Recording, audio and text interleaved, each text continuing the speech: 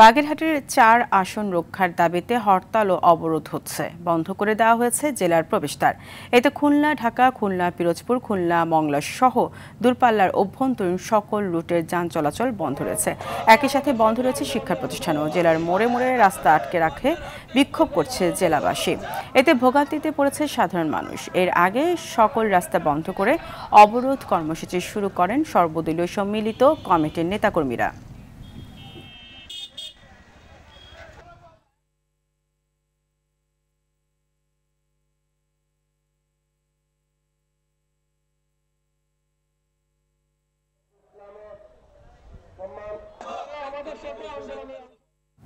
এই বিষয়ে আরো জানাতে বাগেরহাট থেকে সরাসরি যুক্ত হচ্ছেন সহকর্মী ASM শামসুর রহমান।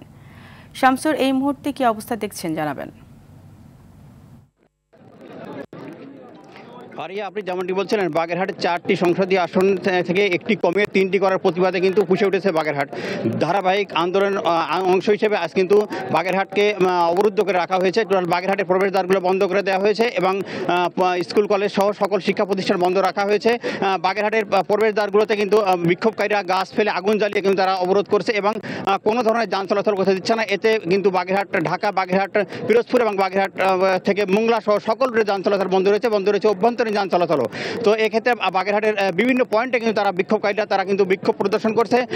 এতে কিন্তু শরিক হয়েছে বিএনপি, জামাত, জাতীয় পার্টি সহ সকল রাজনৈতিক দল কিন্তু শরিক হয়েছে এবং তারা বলছে যদি এই ধরনের অবরোধ তারা আরও কঠোর থেকে কঠোর অবরোধ দিবে এবং বাগেরহাটকে যদি 4টি আসনে ফিরিয়ে দেওয়া না হয় তাহলে কিন্তু তারা আরও কঠোর অবরোধ দিয়ে বাগেরহাটকে অচল করে দেবে এবং বাগেরহাটকে পুরো জেলা থেকে পুরো দেশ থেকে বিচ্ছিন্ন করে দেওয়া হবে বলে তারা বলছেন। আমরা এখন কথা বলবো বাগেরহাটের জেলা বিএনপির সমন্বয়ক AM সালাম, তিনি আছেন এই আন্দোলনে। তো আমি তার জানতে চাইবো যে আপনার অনুরোধ করছেন।